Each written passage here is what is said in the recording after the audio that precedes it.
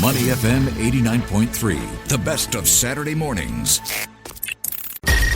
International News Review. We're back with the International News Review. Steve Oken, the CEO of APAC Advisors. Steve, first of all, congratulations. You won a very, very nice award this week at the American Chamber of Commerce, the U.S. Singapore Business Builder Award for championing U.S.-Singapore business ties. Well done, son. Thank you so much. It really was an honor to be recognized as being able to champion U.S.-Singapore ties as part of the U.S.-Singapore overall relationship. One of the criteria for the award was that you promote these ties through public speaking or advocacy. So obviously this radio show is part. I believe we can share that award with you. Part of that. So where's ours? In the mail. Yeah. I'll send you a picture of my award. You can keep on your phone. I will. And also I just, recognized, on my LinkedIn post, the many great officials from Singapore, from the United States, who recognize the importance of the business relationship, who recognize the importance of commercial diplomacy, and both who have open doors to the business community. So this doesn't happen without them. I named about 30 of them in my LinkedIn, so I'm not going to go through all of them. But the other thing is, I think, and now more than ever, business leaders have to engage and advocate in geopolitics to advance the U.S. national interest. So I think it's even more critical than in the past 23 years that I've been doing this, that we continue to do it. Advance the U.S. national interest. That sounded almost Trumpian, Steve. No, the question is, how do you define the national interest? And this is the thing that, of course, Democrats, Republicans always put America first. No U.S. government official didn't put America first, myself included when I was in. We always put America first. The question is, how do you define America first? Sure. And it is important really for business leaders to explain what it means to put America first in the context of the U.S.-Singapore relationship. And we'll talk about in a couple of stories how that is not happening, and business leaders in the United States are caving on this. They're caving into the pressure, and it's more important that we continue to do what we've been doing. All right, let's move on. China, U.S. business story. TikTok. President Trump said that he and Chinese Premier Xi have approved a deal on the future of TikTok's U.S. operations. This according to a phone call that apparently happened on Friday in the U.S. Trump said on Truth Social it was a productive, and he appreciated Xi's approval of the deal, which will see TikTok's U.S. business sold to a group of U.S. investors. Well, first, no, we don't know yet if this deal is done and what's in the deal. We certainly know what the parameters might be. And, of course, it raises very concerning questions. One surprise, of course, is that the new owners of TikTok, and ByteDance will keep roughly 20% and 80% will go to new owners. Those new owners, of course, as Donald Trump says, will be companies that love America. Coincidentally, these are companies that have given Donald Trump a great deal of money. And the Susquehanna International Group, which is co-founded by Jeff Yass, which has given $16 million this year alone to Trump's super PAC. He happens to have a personal stake in TikTok at about $34 billion. So we know where this is going because it is very consistent, the type of crony capitalism we now see in the United States. So we see where the parameters of the ownership is going.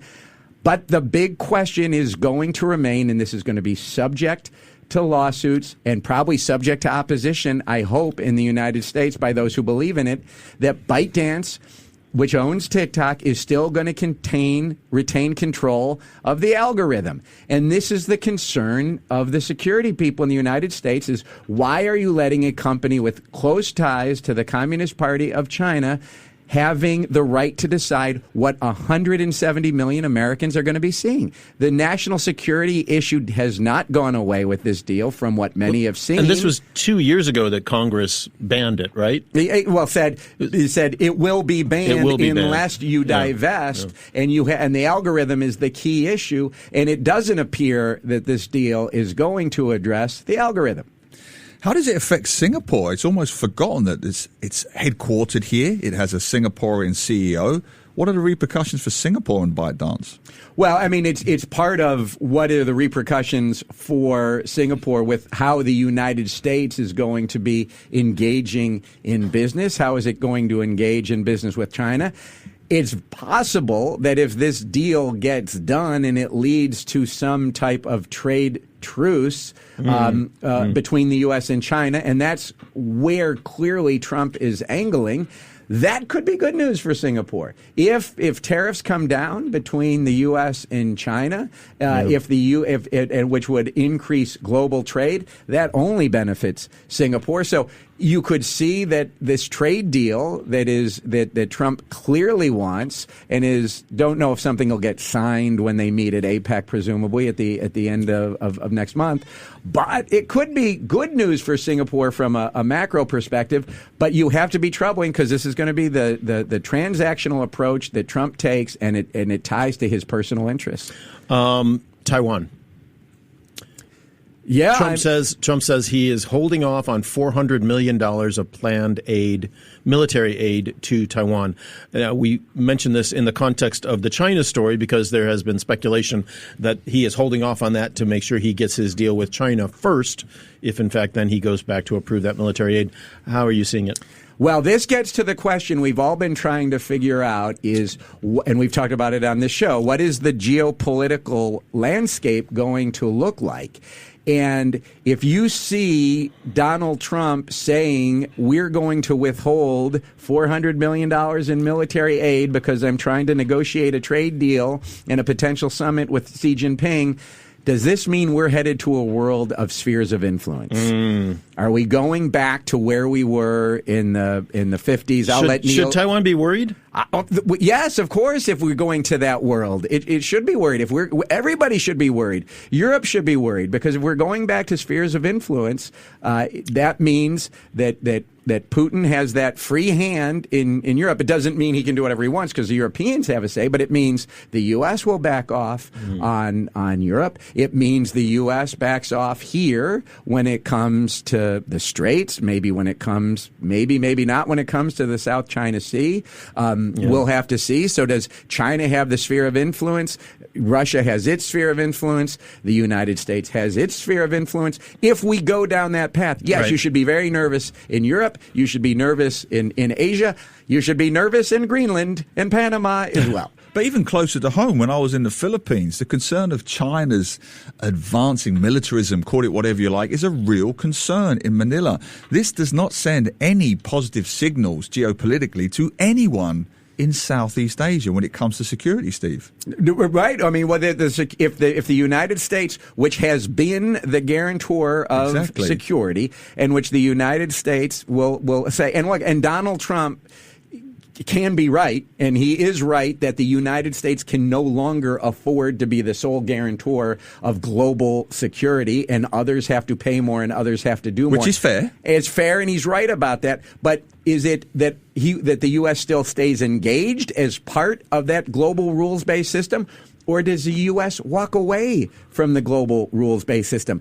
And this is troubling when you see what's happening in Russia with its incursions into NATO airspace. And, Glenn and I talked about this, Neil, when you were in here last week, when you have Israel not respecting the sovereignty of Qatar in launching attacks there. So is that the global rules-based trading system is done. The question is a global rules-based order on sovereignty going to start taken away? And then, yes, we should all be nervous. All right, let's move on to our next story, one that has potential impact for many of our listeners. The H-1B visa in the U.S. is a work visa that's valid for 3 years and can be renewed for another 3 years. Economists have argued that the program allows U.S. companies to stay competitive and grow their businesses, creating more jobs in the U.S. by having foreign talent come in. Donald Trump signed an executive action on Friday to impose a $100,000 application fee for H-1B visas in the U.S. To, in his words, curb what they believe is an overuse of the program. Steve, is the program being overused from what you can tell? No, because it is very necessary, because these are the types of people the United States wants. These are the highly, trained individuals in key locations. Singapore in 2024 had 939 H-1Bs issued. And that means that this would cost Singapore nearly $100 million if every year, if this maintains. Wait, say that again? $100 million to companies that employ Singaporeans. So it could be Amazon or Google. If they are in the U.S. and they're bringing in a Singaporean, they're going to have to pay $100,000. Right, so it's $100 million hit on Singapore. Now, again, it's not that the Singapore companies are paying it. It could be U.S. companies paying it for Singaporeans. The interesting question to watch here is that the U.S.-Singapore FTA, signed created in 2003, the U.S.-Singapore FTA gave a special category, which is called the H-1B1 visa, to Singapore, and it gave them visas dedicated purely to Singapore, $5,400 up to $5,400 per year. So the question will be, is Singapore going to be exempt from this $100,000 or not? Now, the U.S.-Singapore FTA is not being followed right now because the U.S. is putting this 10% tariff here, this reciprocal tariff on Singapore. But this is something that will hit Singapore hard. I mean, almost $100 million, either directly or indirectly, to its citizens. And this is just part of that anti-immigration view of the United States. Are the people that are still that are in the States right now on those visas, are they going to have to buck up that money? Do we know? It would just be for the new ones that apply. Is that correct? Per the tweets that we have seen, it's the new ones. Now, none of the regulations have come out yet, but presumably this is the new ones of people who apply every year. This seems like an own goal, Steve, an unnecessary own goal again. Surely this will just further encourage people to stay away from the US, even if it means taking a pay cut or whatever to work in Europe or go to China or Hong Kong or elsewhere. I see naively, maybe it's a layman thing, I see no positives from this, Steve. Yeah, again,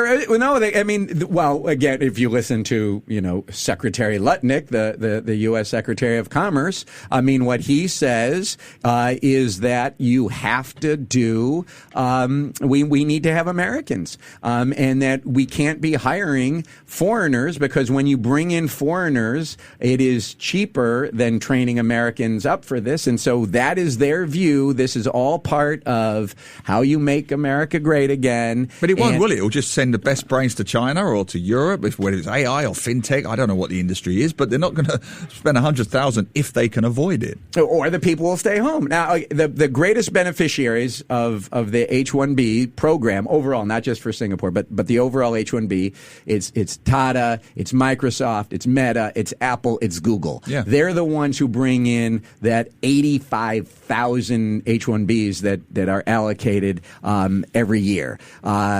So it is unclear what this will do, but it is part of that pushback against big tech. It's part of that pushback against foreign talent. It's why aren't we doing this all at home? It's bringing everything back to the United States. And of course, Neil, this is going to have fewer people that have what did actually make America great, not in the United States. All right, we move forward to censorship in America. Are late night comedians too political?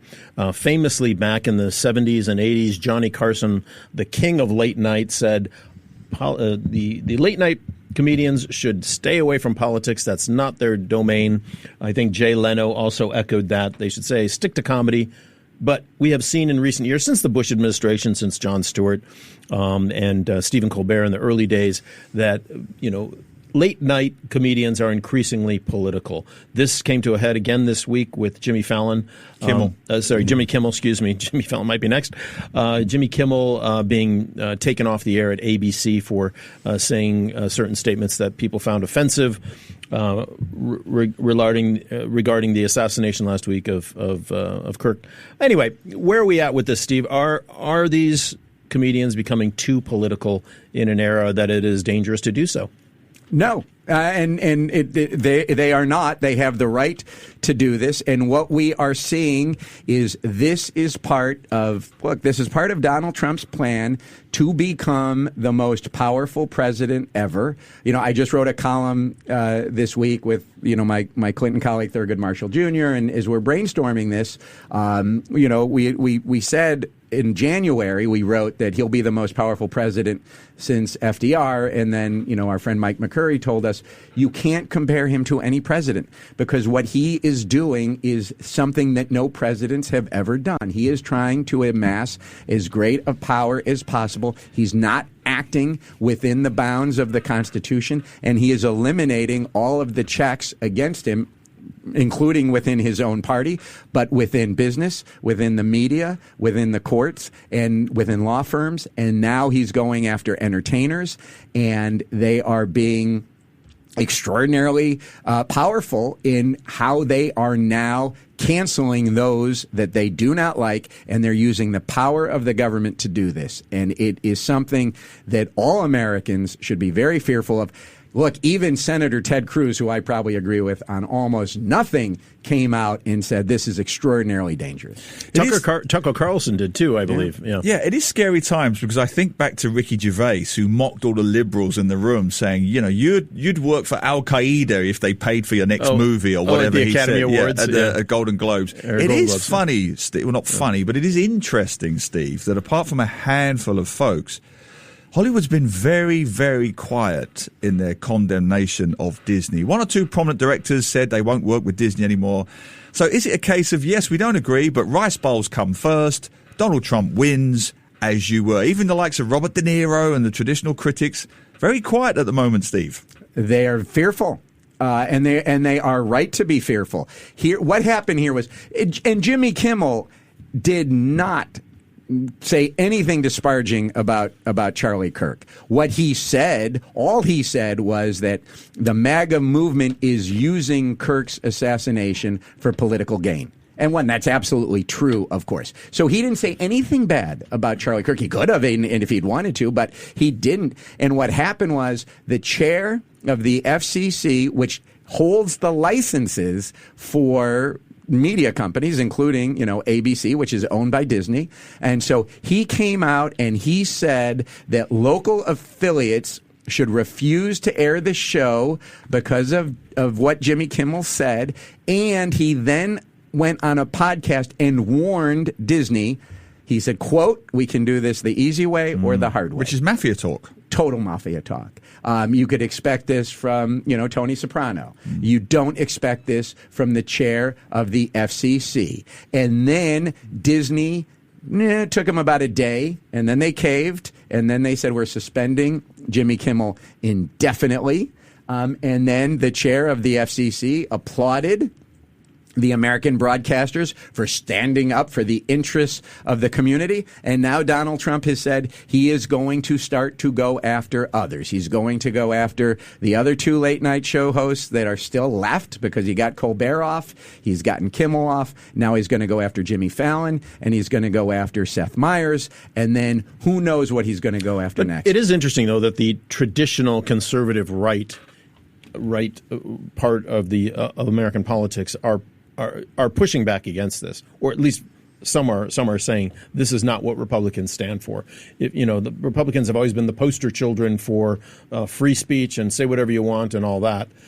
So when do you think? Do you think they have a chance of impacting this discussion? They haven't been very lucky in impacting any other discussion when it comes to politics. I don't think Trump cares. Yeah. That's true too.